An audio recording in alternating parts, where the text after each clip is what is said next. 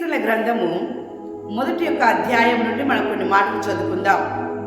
దుష్టుల ఆలోచన చొప్పున నడవక, పాపుల మార్గమున నిలవక, అపహాసకులు కూర్చుండు చోటను కూర్చుండక అని దేవుని యొక్క వాక్యం సెలవిస్తూ ఉంది. దేవుని బిడ్డారా, గమనించండి. ఉదయకాలం అంతా కూడా పనులు చేసుకొని సాయంకాలం వాళ్ళ సమయం వరకు అలసిపోయి ఉన్నారా? వచ్చినటువంటి మీరు మీ దేహాలను శుభ్రపరచుకొని ఆహారము తిని ఇరుగు పొరుగు ఉన్నటువంటి వారితో మాట్లాడడానికి, లేక నిలబడడానికి, నడవడానికి, కూర్చోవడానికి ఇష్టపడి వెళ్తూ ఉన్నారా? కానీ దేవుడి ఉదయకాల సమయంలో నీతో మాట్లాడుతున్నాడు ఒక మాట. కీర్తనల గ్రంథము మొదటి అధ్యాయము మొదటి వచనం చూసుకున్నట్లయితే, దుష్టుల ఆలోచన చొప్పున నడవక, పాపుల మార్గమున నిలవక, అపహాసకులు కూర్చుండు చోటను కూర్చుండక అని దేవుని వాక్యం సెలవిస్తూ ఉంది. దుష్టుల ఆలోచన చొప్పున నువ్వు నడిచినట్లయితే, భక్తిహీనుల జాబితాలకు నువ్వు వెళ్ళి, లేక భక్తిహీనులు ఉన్నటువంటి వారి దగ్గరికి నువ్వు వెళ్ళి, నువ్వు వారి దగ్గర నువ్వు ఉన్నట్లయితే నిన్ను చెడగొట్టేటటువంటి ఆలోచనలు నీకు కలగజేస్తూ ఉంటారు దేవుని బిడ్డలారా.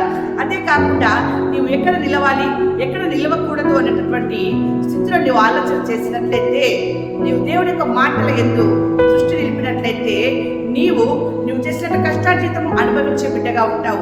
నీ కష్టార్జితము నీకు మిగులుగా ఉంటుంది దేవుని బిడ్డలారా. నీ కష్టార్జితము ఏ మాత్రం కూడా నేలపాలు కాకుండా ఉంటూ ఉంది. ఎందుకంటే నీవు ఎక్కడైతే నువ్వు నిలబడుతున్నావో అది దేవుని మందిరమై ఉండాలి, లేదా దేవుని సన్నిధి ఉండాలి. దేవుని మాటలు వినబడే చోట మాత్రమే నువ్వు నిలబడాలి. ఎప్పుడైతే దేవుని యొక్క మాటల వైపు నీవు దృష్టి పెట్టి నువ్వు నిలబడతావో అప్పుడు నీకు ఆయన సహాయం చేస్తూ ఉన్నాడు. ఎందుకంటే నీవు చేసినటువంటి కష్టంలో నీకు తృప్తినిస్తూ ఉన్నాడు.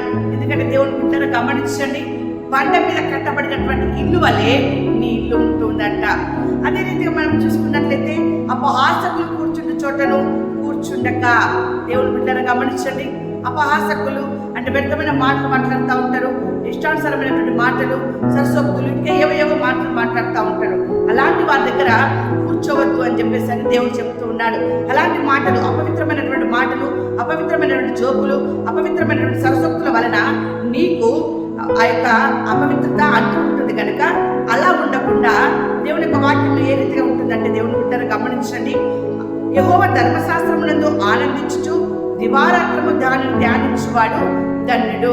నీవు ధన్యుడిగా ఉండాలంటే సాయంకాల సమయమే కావచ్చు, ఉదయకాల సమయమే కావచ్చు, నీ కుటుంబంతో సహా దేవుని సన్నిధానంలో గడపాలి, ప్రార్థన చేసుకోవాలి.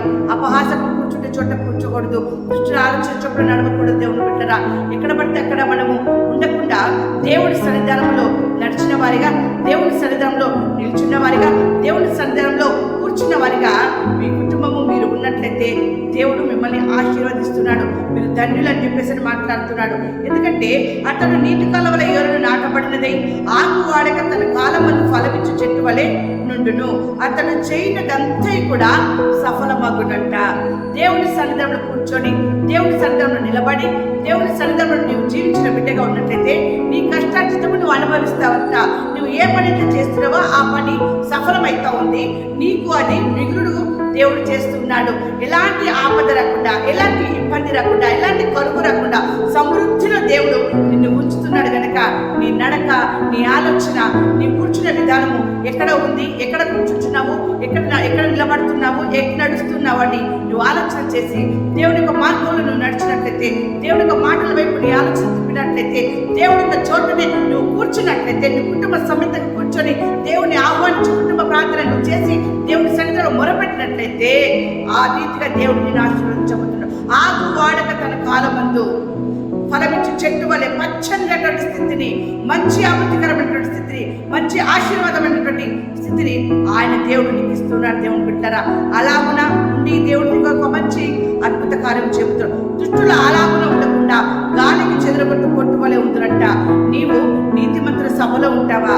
దుష్టులు కూర్చునేటువంటి, అపహాసం కూర్చునేటటువంటి చోట కూర్చుంటావా? దుష్టుల ఆలోచన ప్రకారం నువ్వు జీవిస్తావా? నువ్వు ఆలోచన చేసుకొని నీ కుటుంబానికి ఆశీర్వాదం తీసుకొచ్చుకుంటావా? నీ కుటుంబానికి లేమిని తీసుకొచ్చుకుంటావా?